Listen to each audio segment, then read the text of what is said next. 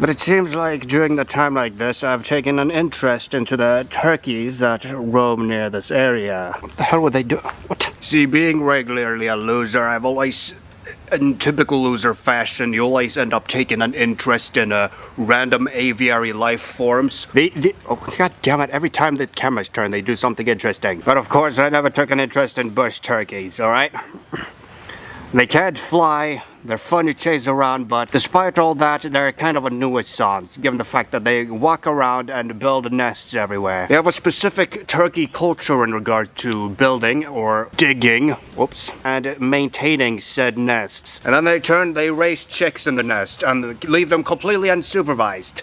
And then those chicks grow up into man-children, and then they get just chased out of the house by their parents. Keep in mind, these are not facts, these are observations. Another interesting thing I found about these guys is they seem to remember faces, similarly to pigeons and, well, basically any bird. Alright, most typically in America, the American turkeys end up being so ridiculously stupid, they end up following each other into a little death circle, similar to what ants do. These turkeys are a bit stupid too, but they're smart enough to not walk in a death circle. And they also seem to remember faces, and they're also very vigilant because I'm near their nest. See, a bush turkey's masculinity is defined by how good his nest is. According to a thing I've heard from somebody who's heard from somebody who related from somebody else, which was probably misinformation. These guys spend about, what, months building this nest. They're iconic for having these sharp dinosaur-shaped claws in which they use to dig. And also peck at things, because, you know, they're turkeys. They're supposed to peck at things. Fortunately, thanks to male fashion, I managed to bring myself a little gift to these guys to build up their trust. I'm not sure that birds are quite hungry in the morning, but... And my parents told me never to feed the cockatoos again, because they end up setting up a nest behind my... And the house isn't very well built for cockatoos. But I guess they aren't very specifically hungry in the morning. They're more vigilant. Oh yeah, you go hide there. It's a summer though, I don't think they are. Come on, you see the peanuts? No, you're not hardwired to look at peanuts? You don't like peanuts? No. Let me just, let's make a peace offering. Come on. Yeah, sure, let's remain very cautious so the cockatoo competition comes in and steals all of your precious peanuts. Now, similarly to mammals, I don't know, but I think like... Well, I'm assuming based on the chin nut sack, this is the male. And what's over there, cowering in the back, is a female. One of the bird's chin nut sacks have been dangling in the heat, and the others has been dangling in the cold, making a specific difference. Cockatoos, on the other hand, are a bit difficult to spot the difference between the genders. And of course, lorikeets, well, you can't... Lorikeets usually end up being misgendered until one of them lays an egg. Wait, I haven't noticed this, but there was a young chick over there. Now, these are very big birds, but they are, in fact, harmless. Unless you really antagonize them, in which, of course, they'll attack. Okay, just because nature has laws doesn't mean that they can't be broken. Stop showing me your... Yes, turn around. Yeah, oh yes, look at that pose. Yeah, strike a pose, come on. If you notice the neck, the tail, and the feet, the way they are built, you can see how very similar they are to dinosaurs. I mean, really, think about it. Oh, looks like somebody's interested. Yeah, they tend to walk in like that. Just because they're vigilant doesn't mean they're not open to opportunity. But thanks to getting a close angle, you can see those feet. I mean, really, you don't want to be scratched in the face by those feet. They're like as big as a finger. But of course, the only thing that separates them from a regular T-Rex is their beak. But I'm not guessing these are T-Rexes, are they? I mean, this is Australia, so you're obviously open to some very messed up forms of life. But despite these guys being confident to step up about a meter away from me, they also are very, very cautious. What? No! Whoa. Oh yeah, alpha male. Oh, well, I've seen some birds without chin nut sacks go and chase their partners around, so I guess masculinity is based off of, well, personality. But that goes to all birds in general. What's wrong with your face? What happened? But the fact that these guys are willing to go ridiculously close. These guys have a bite force or peck force the exact comparison to a chicken, a large chicken, a fat chicken, a rooster. Getting bit by these guys won't really hurt you much, but they will put scars on your fingers. But they don't intend to hurt you, they're just very bad at aiming. Wait, look at what we have here. Great Scott! A cockatoo's feather. You can tell it by the fact that it's white. That's a typical color scheme that cockatoos follow. I hope I could get off a house tour without hurting the male's masculinity. It consists of a tower. And then there's a little hole in the tower, a little trench. And inside that trench, there's like eggs and stuff. I don't know. But the eggs aren't really important. What's important is the guy's masculinity. As far as I heard, these guys will work effortlessly for an entire month for a female. And if she rejects it, they have to tear the entire thing down and build it all up again. This house didn't erect on its own. This house like popped up like 4 or 5 years ago.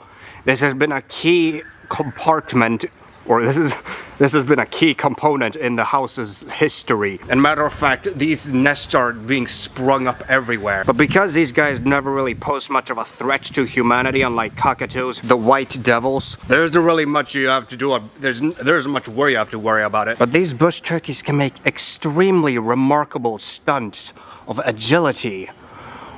See, they can't fly because they're considered large birds, similarly to emus. But when they feel threatened and you're chasing them, they tend to, you guessed it, use their sharp claws to run up trees. But nobody's oblivious to what an animal can do. These aren't facts, these are observations. What are they doing? What? God damn. What?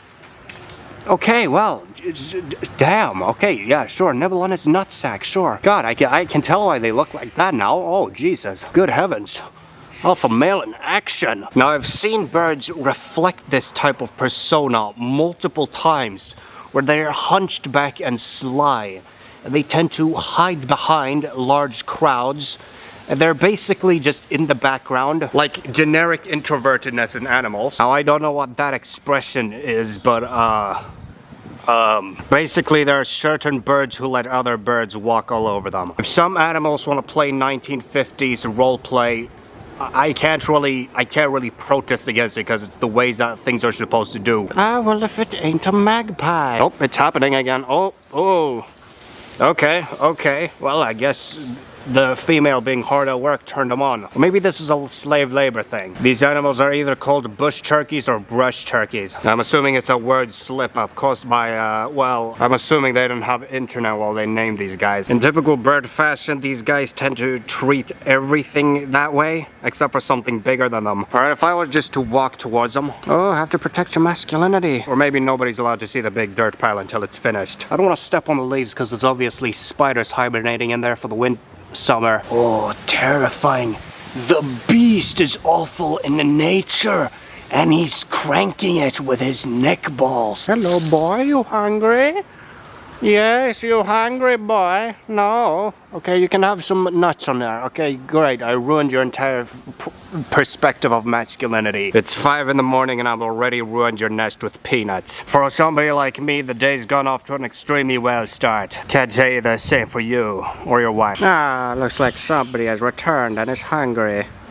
And it's probably a juvenile, given their hair. Upon doing a bit more observation sitting in my chair, apparently these guys seem to have a distinct pattern when it comes to this guy biting this person's chin nuts. At the moment she's hard at work, but then she doesn't want to be hard at work and she just walks over there. But if he catches her slacking off, he just runs up, mounts her, starts biting her neck, and then she just immediately reverts to doing the whole digging process. Oh, and this guy's here too. You want peanut to become big strong bird like your pappy over there? Yes. Come on. It's just a peanut. I mean, the peanuts aren't very famous with birds. Alright, they prefer sunflower seeds more. Oh, trust me, you feed birds sunflower seeds, they'll come back for seconds, at the exact same time. Sunflower seeds for these birds is like dinosaur-shaped chicken nuggets for white kids. Observe how she is digging profusely and he's just staring there, menacingly. motivating her to keep digging. God, animal slavery kicks ass. All right, he's looking at me, then he's looking at his wife, and then he's zooming in closer. And if she's not working, he just looks at her with a menacing eye. Or are the generals swapped? I don't really know. One of them has nuts and the others doesn't. And then they got distracted. Yeah, sure, whatever. Yeah, you gotta be vigilant. Gotta keep your eyes open. Gotta be perceptive with that 340-degree vision of yours. Oh, you see that? You saw how he tried to... What are they doing? Okay, so she's digging a hole, and he is watching over her digging a hole. No, just simple hostage crisis. Nothing more. What's he doing? What's he doing with his bit? Is it... What's the importance of that leaf? Is that just intimidation? Is that just an intimidation tactic? Oh, kick ass. Oh, something happened. Never mind. Oh, I see it. Okay, well. Oh. Was he just preening her? Yeah, sure, give your wife a nice little wash. Oh, nope. Okay, he's being a bit aggressive. Especially... No, don't preen her while she's working. What are you doing? No, that's not a passionate husband. You're supposed to be nicer to her. Come on, kindness works. No? Gotta be masculine? Fine. Avian masculinity in action. Or I don't think this is avian because these guys can't fly. But it kind of explains why this guy's such a douchebag. Now this may be an actual situation, but honestly, not interfering is the best thing a person like me could do. For starters, I've seen things like this happen all the time, especially in animal and animal relationships. Alright, these are bush turkeys, they're stupid. Similarly to horses biting each other to communicate with one another, these guys bite each other, I think also to communicate with each other. Or maybe it's a sign of affection. Either way, if one animal's being abused by the other animal, it's the first animal's fault for being abused in the first place. It's some god-awful logic, but it's the best logic when it comes to the rules of nature. Some animals simply just have a personality, which they just let themselves get bullied by other more dominant species.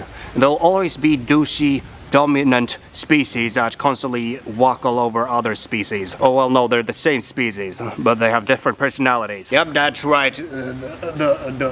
This is also evident in pigeons, cockatoos, basically any creature, dogs, cats, any insects, any animal with an IQ over 5.